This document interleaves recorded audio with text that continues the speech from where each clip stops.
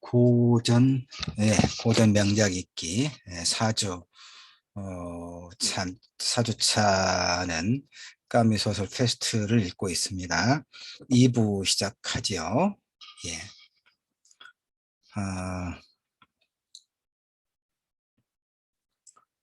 2부는, 여기서부터 보도록 합시다. 까미소설 페스트의 그 내용을 아주 압축해서 설명을 합니다. 1940년대 알제리의 조용한 해안 도시 오랑이 공간적 배경입니다. 평범하게 그지없는 4월 어느 날 아침, 시간적 배경이죠. 자, 의사 베르나르 리웨는 이제 그 주된 인물입니다. 이 소설에서. 리웨는 진찰실을 나서다가 죽어있는 쥐 한 마리를 발견하지요. 피를 토하고 죽어 있습니다. 근데 이제 처음에는 뭐지 하고 그렇게 이제 크게 주의하지는 않습니다. 이상하긴 하지만 그냥 그렇구나 하고 가는데 그날 저녁에 이제 자신의 집 복도에서도 이렇게 피를 토하고 쓰러진 쥐를 목격합니다. 그러니까 뭔가 좀 이상하다는 이제 감각이 들겠죠. 자, 이제 이게 집안에서, 지하실에서, 창고에서, 수채구멍에서 이 쥐들이 비틀거리면서 떼를 지어 기어 나와서 사람들 곁에서 이제 죽어갑니다. 고여있던 이 도시는 불과 며칠 사이에 이제 발칵 뒤집히죠. 그래서 이제 이 지방 정부에서는 이제 전문가들을 모아서 이게 무언가를 이제 논의를 하죠. 그런데 이건 분명 페스트다. 흑사병이다. 쥐가 이제 감염원이잖아요. 그렇게 생각을 하지만 시 당국에서는 이걸 발표를 이제 시민들에게 이것은 페스트의 어떤 징조다라고 하는 것을 공개하기를 꺼립니다. 왜냐하면 이제 이 시민들의 혼란, 그다음에 지방정부의 그 시청이죠. 자신들에게 가해적으로 어떤 비난, 이걸 두려워서 말을 하지 않고 우물쭈물합니다. 그 사이에 이 패스트큐는 더 확산되는 거죠, 이제. 그래서 이제 중앙정부에서 이 패스트를 선포하고 어떤 조치를 취하냐. 도시를 완전히 이제 군대를 동원해서 도시를 봉쇄합니다. 그러니까, 이 도시에서 외부로 나가지도 못하고, 외부에서 이 도시로 들어오지 못하는 그런 상태가 되지요. 코로나 바이러스 발병 초기에 중국의 우한에서 이렇게 봉쇄를 했죠. 도시를 봉쇄를 함으로써 더 확산되긴 했지만 결과적으로 조금 빨리 그 확산세를 차단하는 효과는 있었던 걸로 기억을 합니다. 그러니까 이 코로나 바이러스가 이렇게 확산하면서 사람들을 어떤 불안과 공포에 젖어들게 했잖아요. 그래서 이제 이 페스트가 거의 유사한 그런 그 어떤 조건 내지는 환경을 갖고 있다고 생각하는 것이죠, 우리가. 자, 이렇게 도시가 봉쇄됩니다. 나가는 것도 들어오는 것도 모두 차단된 채 불안, 공포, 절망과 죽음이 이 도시를 엄습하죠. 하나의 거대한 감옥이죠. 봉쇄되어 있으니까. 그럼 어떤 일이 벌어지겠습니까? 사람들이 죽어나가겠죠. 그런데 이제 우리가 이제 이 이 소설을 통해서 주목하고자 하는 부분이 이겁니다. 그런 위기, 공동체가 절체절명의 위기에 놓였을 때 사람들의 행동 양식을 한번 보자는 겁니다. 결국 이 사주차에 우리가 페스트를 읽으면서 눈여겨보고자 하는 부분이 이거예요.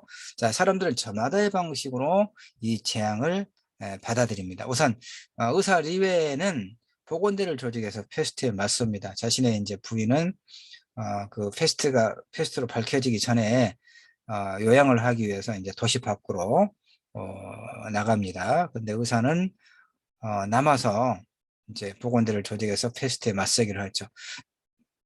천념하고 패스트를 용인하는 것은 미친 사람이거나 눈먼 사람이다, 아니면 비겁한 사람이다 라고 생각을 하죠.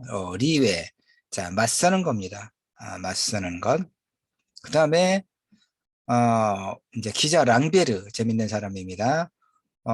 이 도시에서 오랑에서 뭔가 있다 하고 이제 소위 촉을 잡지요. 그래서 파리에서 이 도시에 취재하러 온 겁니다. 그런데 이제 도시가 봉쇄되니까 도시 밖으로 또 나가지는 못하죠. 발이 묶여버립니다. 그래서 이제 애인이 있는 파리로 탈출을 모색하죠. 있으면 죽으니까 당연한 거죠. 랑베르는 탈출을 모색하는데 이제 가지고 있는 돈을 다 끌어모아서 그 소위 브로커라고 하는 사람들 있죠. 이럴 때. 그래서 어떻게 이제 그 소소의 그 군인들에게 이제 돈을 쥐어주고 이 도시를 빠져나갈 궁리를 하는데 그 번번이 실패합니다. 잘 안 됩니다. 그래서 결국은 랑베르는 포기하죠. 그래서 떠나지 않습니다. 그래서 이제 혼자만 행복하다는 것은 부끄러운 일이죠 라는 생각을 하고 리웨, 의사 리웨의 보건대에 합류를 합니다.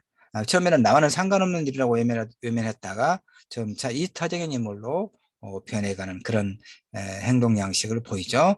그다음에 이제 파놀레 신부는, 자, 패스트는 악인들의 죄를, 그러니까 인간의 죄를 응징하기 위한 신의 징벌이다라고 믿습니다. 그래서 모든 것을 신의 뜻으로 돌립니다. 코로나 바이러스가 한참 확산하던 때 일부 기독교 목사들이 이렇게 이야기했죠. 신의 뜻이다. 이제 나는 개인적으로는 뭐 신부든 목사든 신의 뜻이다라는 것을 이제 뭐 받아들이지 않습니다만은 이 신부나 목사나 이런 하나의 이제 어떤 신앙을 굳게 갖고 있는 사람들은 그렇게 생각하겠죠. 그렇게 생각할 겁니다. 자, 그런데 이제 또 하나 봅시다. 여기서 중요한 것은 이제 어떤 갈등이 생기냐면, 자, 이 아이가 이제 아주 어린 아이가 패스트에 감염이 돼서 엄청난 고통 속에서 이제 엄마를 부르면서 죽어갑니다. 피를 토하면서. 이걸 이제 의사 리웨, 기자 랑베르, 그 다음에 신부 이름이 뭐였죠? 예, 파놀레 신부. 이렇게 몇 사람들이 이 아이의 죽음을 지켜봅니다. 근데 아무것도 해줄 수가 없어요, 사실은. 이때 이 패스트 기운을 치료할 수 있는 치료제라고 하는 게 없습니다. 오직 이제 그 열을 내리게 한다거나, 하여튼 안타까운 마음으로 그냥 죽어가는 것은 거의 무방비로 돌보는 것밖에는 다른 방법은 없었어요, 사실은.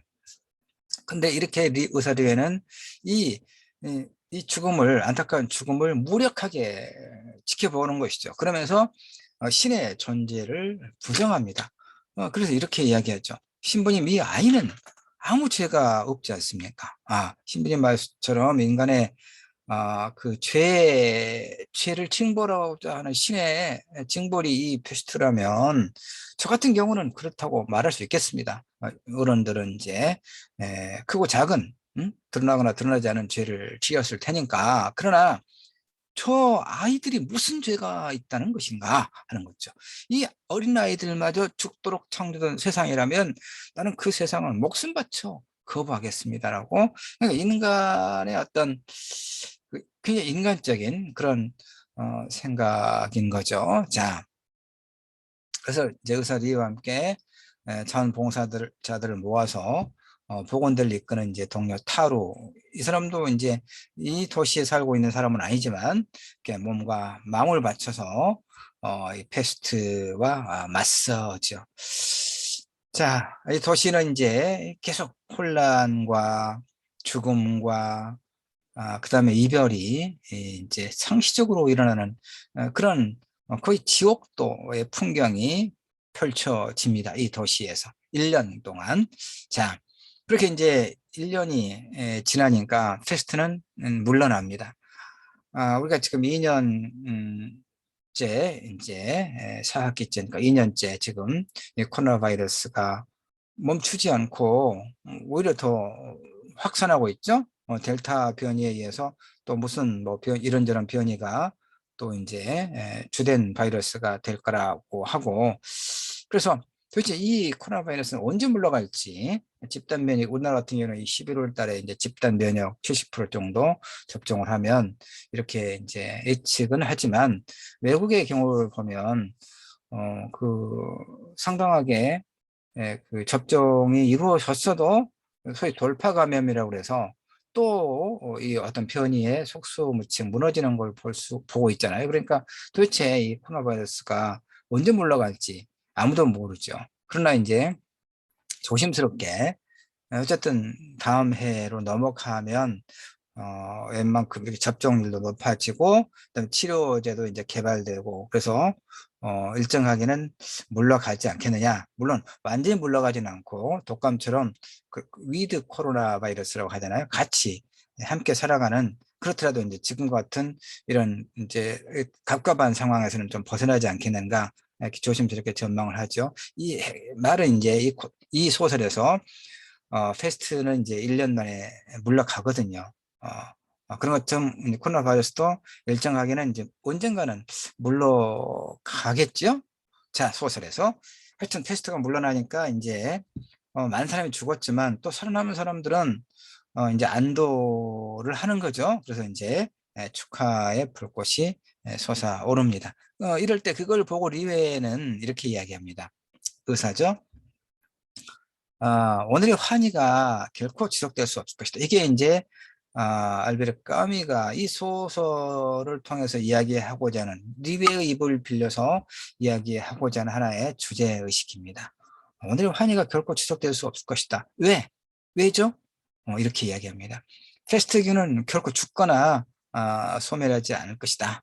언젠가는 인간들에게 불행과 교훈을 가져다 주기 위해서 또다시 저 쥐들을 흔들어 깨워 어느 행복한 도시로 몰아넣을 것이다. 그러니까 이 페스트는 사실 거의 사라진 이제 인류가 이겨낸 그런 전염병입니다. 그런데 오늘 우리에게 다른 모습으로, 다른 이름으로, 이 코로나 바이러스라고 하는 다른 이름으로 전 인류를 지금 위협하고 있죠. 어떻습니까? 이 알베르 까미의 해안이 아주 뛰어나죠. 상징적인 이야기입니다. 페스트기는 결국 죽거나 소멸하지 않고 또다시 또다시 왔죠. 그래서 일부에서 이야기했던 것처럼 이게 1947년에 발표됐으니까 그때 이야기했잖아요. 페스트는 이제 기본적으로는 본질적인 측면에서는 비극적인 그 인간 조건, 한계 상황, 즉 부조리한 삶을 의미합니다. 알겠죠? 그것은 이제 동시대인들이 겪은 제2차 세계대전일 수도 있어요. 그렇죠? 인간의 이성을 신뢰했던 그 상황에서 이 눈부신 과학기술의 발전과 찬란한 인류 문명의 기반은 인간의 이성이었는데, 옳고 그름을 판단할 수 있는 인간의 이성의 작용이었는데, 그 이성을 가진 인간이 이 대량 살상 무기를 통해서 엄청나게 많은 사람의 생명을 박탈하고 도시를 파괴하고 이런 이제 2차 세계 대전을 알베르 까미는 목도하면서 페스트를 구상했을 걸로 우리가 보는 겁니다. 자, 또 하나 까미는 이제 다시 본질로 돌아와서 인간의 삶 속에 숙명적으로 존재하는 이 부조리한 현실을 어떻게 헤쳐나가야 한다고 말하고 있느냐 이거죠. 자, 그 3주차에 공부했던 이방인을 공부하면서 또 이야기했던 시시포스시다. 그러니까 이 시시포스가 포기하지 않는 이 바위를 산 꼭대기에 밀어 올리면 다시 또 내려오고, 근데 포기할 수 있음에도 불구하고 다시 또 바위를 밀어서 올리는 이 어떤 이런 하나의 천형을 포기하지 않는 거죠. 그래서 부조리한 삶의 묵묵히 맞서 싸우는 것, 이것을 강조하고 있는 거죠. 이게 알베르 까뮈의 실존주의 철학의 요체입니다. 부조리한 삶에 저항하는, 반응하는 주체적인 삶의 모습이, 그것만이 인간의 삶이다. 이렇게 이야기하는 거죠. 이 퀘스트를 빌려서. 자, 시시포스 신화 조금 뭐 지난주 때도 얘기했습니다만은, 하여튼 신들을 기만했다, 속였다, 이런 얘기죠. 신들을 기만한 죄로 커다란 바위를 산꼭대기로 밀어 올리는 벌을 시시포스가 받았죠. 그 바위는 정상 근처에 다다르면 다시 아래로 굴러떨어져 형벌이 영원히 되풀이 된다, 이런 얘기죠. 신들의 제왕이라고는 제우스 신에게 이제 이 형벌을 받았죠. 자, 그렇고 알베르 까뮈, 이 멋진 사나이가 이렇게 이야기합니다. 나는 반항한다. 그러므로 존재한다. 예. 이 반항이 뭡니까? 이 부조리한 삶에 맞선다는 얘기입니다. 포기하지 않고. 예.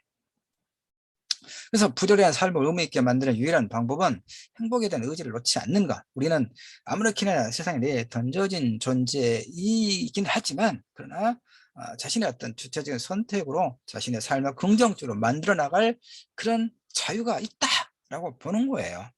운명을 거부하고 용기 있게 투쟁하는 것, 이것이 까미가 이 소설을 통해서 말하고자 하는 주제의식이다, 이런 얘기죠. 물론 까미에 대해서 이제 비판적인 사람도 있습니다. 패스트 소설 패스트에서 그 패스트에 맞서 싸우는 사람들 중에서 단 한 사람의 여성도 존재하지 않는다. 이렇게 페미니즘의 입장에서는 또 이렇게 이야기할 수 있습니다. 그래서 보이스카우트 소설, 남성 중심적인 소설이다, 이렇게 부정적인 평가를 내리기도 합니다만은, 그건 그것이고, 더 중요한 것은 까미가 이 소설에서 리어와 같은 사람들을 영웅으로 호명하지 않는 거죠. 재난에 맞서 싸우고 그 재난을 이길 수 있는 것은 다름 아닌 그 절망적이고 단조롭고, 절망적이면서도 또 단조롭고 꾸준한 노력들, 시지포스의 그 바위를 끊임없이 밀어 올리는 그 저항의 몸짓과 같은 절망적이면서도 또 단조롭고 꾸준한 노력들 뿐이다 라고 이야기합니다. 예. 이 보통 사람들이 좀, 우리가 작년에 이렇게 이런 멕시코에서 이 지금 코로나 바이러스에 걸려서 이제 죽어가는 할머니를 꼭 하면 자기도 코로나 바이러스에 확진되죠. 알지만 그 할머니를 살리기 위해서 눈물을 인공호흡을 하고 있는 이 사진을 보면서 우리는 감동을 했죠. 자, 이것도 작년에 대구에 이제 한참 코로나 바이러스가 대구 지역을 이렇게 확산됐던 때, 이제 의료진들, 특히 이제 이 간호사의 이 사진이 또 우리를 감동하게 했었죠. 예. 사람들은 타로 이제 이방이었지만 의사 리웨를 도와서 보건대 활동을 했던, 나중에 죽습니다. 타로는. 자, 사람들은 저마다 페스트를 지니고 있다. 이제 내 안의 페스트가 뭔가를 이야기할 차례입니다. 이제 타로의 이 말을 빌어서, 사람들은 저마다 페스트를 지니고 있다. 세상에서 그 누구도 그것에 피해를 입지 않는 사람은 없다. 이렇게 말하면 페스트는 이제 뭐냐? 또 어떤 걸 의미하느냐? 타로가 말한 페스트는 뭐냐? 그래서 당신의 삶에서 페스트는 무엇입니까? 당신은 그것을 어떻게 맞서고 있습니까? 자, 이제 스스로 우리가 질문을 해볼 차례입니다. 극복해야 될 무언가, 이걸 이제 이야기하는 것이죠. 자, 조금 뒤에 있고, 그 얘기 좀 더 뒤에 있다 할 거고요. 이 얘기는 이제 누굽니까? 공동체가 위기를 맞았을 때, 그에 맞서는 사람들의 세 가지 태도를 이제 이야기해 보려고 가져온 자료입니다. 아돌프 히틀러죠. 2차 세계대전을 일으켜서 전 세계를 죽음의 공포, 파괴의 공포로 몰아넣은 어떤 전범 아돌프 히틀러죠. 자, 다음은 이제 이 요제프 어, 괴벨스, 괴벨스는 이 나치의 선전상입니다. 선전상으로 유명한 사람이죠. 이 괴벨스가 이렇게 이야기합니다. 전 이제 탱크를 몰고 다른 나라를 침략하죠. 자, 우리가 이렇게 다른 나라를 진입하면, 침략하다고 하지 않죠. 침략이 아니라 자기는 진입이라고 하겠죠. 침략하면 세 종류의 사람들이 있다. 첫 번째, 우리에게 저항하는 사람이 있다. 저항하는 일군의 세력이 있다. 레지스탕스, 저항하는 세력이 있다. 또 하나는 콜라보, 협력자들이 있다. 부역자들이 있다. 그런데 그보다 더 많은 수의 대중들이 있다. 이런 얘기죠. 무관심하게. 물론 완전히 무관심한 건 아니죠. 이제 여러 가지 복합적인 어떤 정서는 있을 겁니다. 무관심하기도 할 것이고, 또 이제 어느 쪽에도 가담하고 싶지 않은, 어쨌든 더 많은 수의 대중. 이 세 종류의 사람들이 있다. 그러니까 어떻게 할 거냐? 이 대중들을 괴베스가 그렇게 이야기한다는 얘기입니다. 이 대중들이 이 저항 세력에 가담하지 않도록 하는 것, 협력하게 하는 것이 우리가 해야 될 가장 중요한 일이다. 이렇게 이야기를 합니다. 저항 세력과 협력자들과. 자, 이제 우리 일제강점기에 조국을 되찾기 위한 그러니까 일제강점기라고 하는 공동체의 절체절명의 위기 상황, 그 위기 상황에서 아까 이제 괴벨스가 했던 세 종류의 어떤 대응 태도를 또 빌어서 이야기한다면, 이 이제 안중근 의사와 같은 음? 음, 무장 독립운동 세력들, 저항 세력들이 있었고, 그 다음에 뭐 김구 선생도 마찬가지죠. 레지스탕스 저항 세력을 대표하는 상징적인 인물이죠. 이 사람은 누굽니까? 콜라보, 협력자들, 부역자들, 나를 팔아먹고 일본 제국주의에 협력했던 자들, 그럼으로써 일신의 양명을 이제 꾀했던 자들, 입신양명을 꾀했던 자들. 자, 근데 더 많은 이제 대중들, 일본군들이 진입을 하니까 도로에 나와서 환영을 하고 있죠. 물론 자발적으로 그러지는 않았을 겁니다만은 이런 대중들이 있죠. 자, 요 얘기까지는 이제 시간이 많지 않으니까 좀 줄이도록 하겠습니다. 이게 이제 뭐 식민지 근대화라고 하는 것이, 근대화론이라고 하는 것이 일제강점기 때 조선은 근대화됐다라고 하면서 일본의 조선 지배는 축복이다라고 말하는 자들이 상당히 많이 있죠. 소위 친일파들, 토착 왜구들이 굉장히 많이 있죠.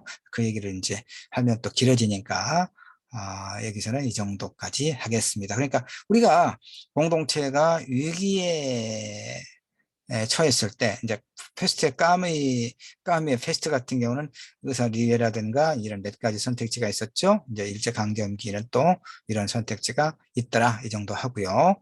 자, 이제 식민지 근대화론입니다. 이건 넘어가도록 합시다. 자, 콜라보들이 이렇게 이야기했던 거죠. 자, 다시 돌아가서 이제 개인적 차원에서 마지막 부분입니다. 당신의 삶의 패스트는 무엇입니까? 당신은 그것을 어떻게 맞서고 있습니까? 라고 했을 때 저는 이제 몇 가지 찾아봤어요. 여러분 한번 찾아보기 바랍니다. 저는 이제 탐욕이라든가 게으름, 이기심, 무관심 이런 것이 우리 안에 보편적으로 들어있고, 크고 작든 간에 들어있고, 이것이 우리가 극복해야 될 공공의 선이라고 하는 측면에서, 아니 또 개인적 차원에서도 긍정적인 자아를 만들기 위해서 반드시 극복해야 될 그런 하나의 패스트 질병이 아닌가, 이렇게 생각을 합니다. 자, 이제 마지막으로 제가 이제 덧붙여 놓은 자료는 뭐냐면, 하나 이제 심리학자들의 실험입니다. 그러니까 이타심을 그러니까 이 까미 소설 페스트에서 타로와 같은 그 이제 의사 리에도 그렇고, 그다음에 랑비르도 그렇고, 또 타로와 같은 사람들, 그러니까 자신의 죽음을 무릅쓰고 이타심을 발휘했던 사람들의, 그러니까 결국 이겁니다. 마지막으로 우리 사회 이제 공동체가 위기에 처할 때 이기심과 이타심, 그러니까 이타심을 어떻게 더 발현할 수 있을 것인가와 관련된 중요한 실험이 있어서 하나 소개를 하려고 합니다. 자, 15개월 된 아이들을 대상으로 이제 심리학자들이 실험을 합니다. 어떤 실험을 하냐면, 좋아하는 이제 그 장난감을 이 15개월 된 아이들에게 고르게 합니다.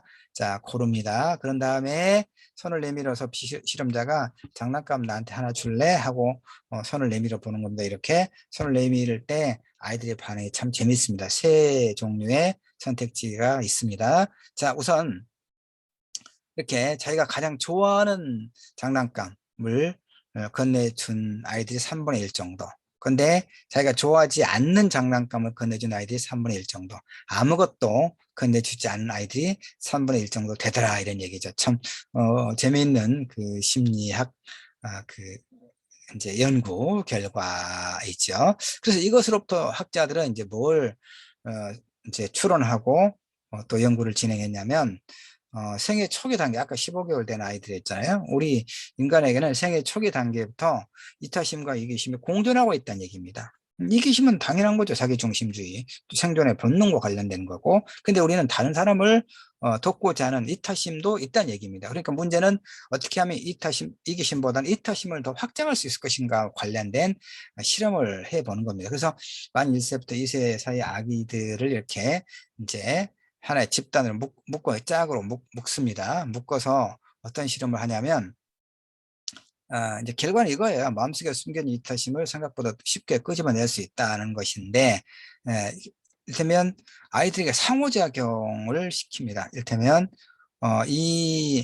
그러니까 이 아이들은 장난감을 가지고 같이 상호작용을 하죠.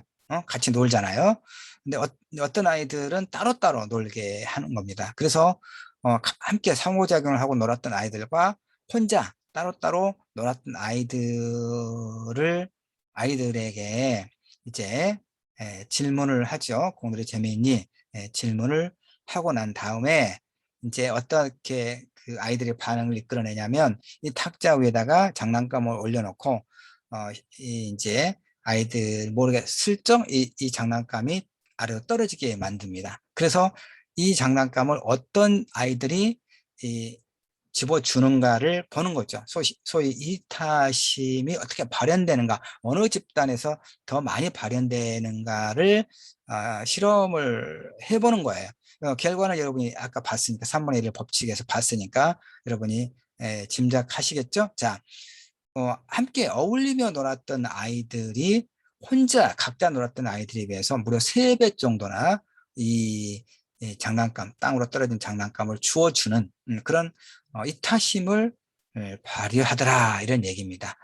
그래서 결국은 이제 사회적 유대감을 느낄 때 사람들은 이타적인 행동을 보이더라 이런 얘기. 그러니까 우리 안에 이기심과 이타심이 공존하고 있는데 이타심을 좀 더 확장하기 위해서는 어렸을 때부터 서로 상호작용을 통해서 사회적 유대감을 갖게 하는 것이 매우 중요하다 이런 이야기입니다. 자, 그래서 또 이제 그것을 증명하는 몇 가지 실험을 하는 거죠. 음악에 맞춰서 함께 몸을 움직인 경험만으로도 사람들은 이타적인 마음을 갖는다고 합니다. 이렇게 함께 했다는 경험만으로도 상대에 대한 악의 이타심이 자극된다는 거죠.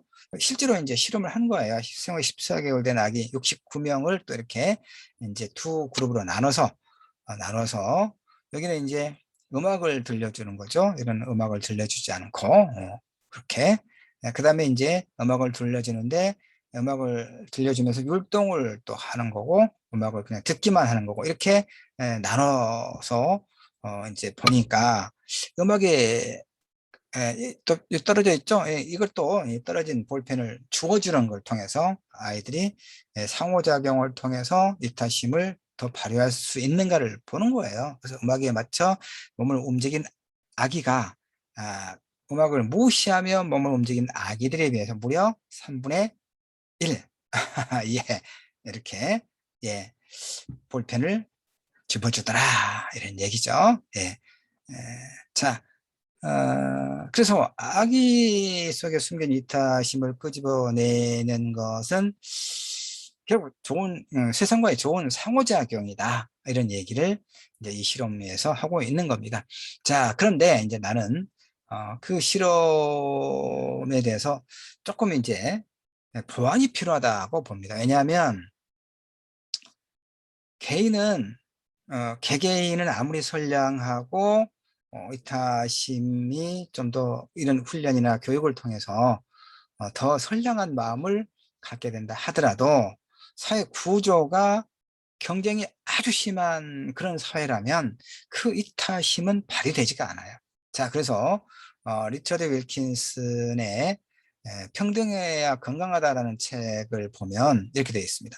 인간의 심리 상태는 사회적 환경에 따라 변하는 사회적 구성된 산물이다.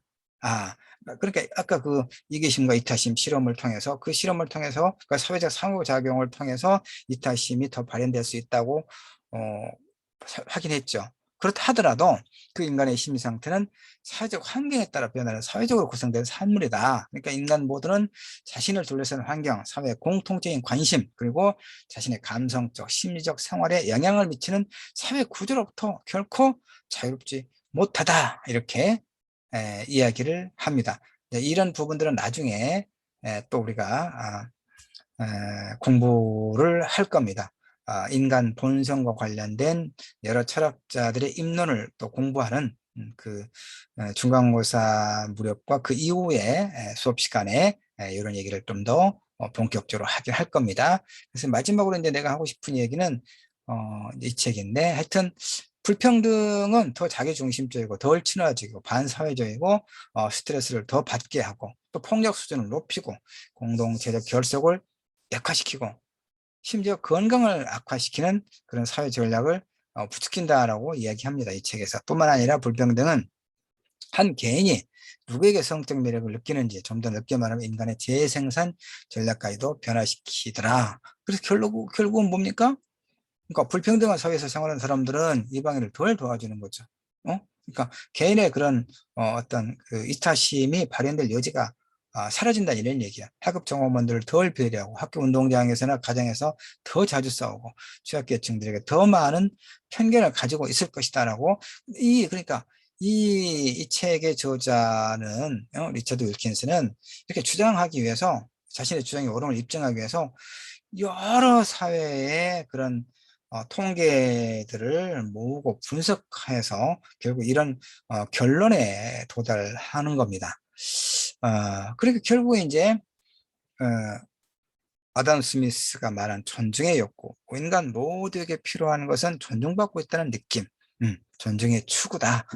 이런 얘기죠. 그러니까 어떤 범죄를 저지른 사람들의 그 이유를 물어보면 되게 나를 무시해서 무시당해서 이렇게 이야기하는 사람들이 많이 있잖아요. 그러니까 불평등이 심화된 사회 구조에서는 그런 범죄들도 어, 상대적으로 좀 더 많이 일어나고 그런 것이죠. 자, 결론은 이제 제가 이야기를 이렇게 쭉 이끌어온 결론은 뭐겠습니까? 그러니까 이 까미 소설 페스트 속에서 페스트를 읽고 그러면 이 공동체가 어떤 재난이든 전쟁이든 전염병이든 이런 위기 상황에 처했을 때 우리는 이제 이기심을 제외하고 이타심을 발현할 필요가 있다는 얘기죠.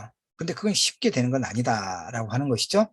어렸을 때부터 상호작용, 사회적 관계를 형성하는 것, 연대의식을 갖는 그런 교육이 매우 중요하다. 그런데 덧붙여서 불평등이 심화된 그런 사회 구조에서는 그런 개인적 선량함은 발휘되지 않는다. 그러니까 우리는 개개인적으로 존중의 어떤 추구도 매우 중요하고 이 사회가 우리 사회가 좀 더 평등지향적인 그런 사회를 만들기 위한 어떤 노력도 필요하다. 이제 이렇게 결론을 지금 내리고 있는 것이죠. 예.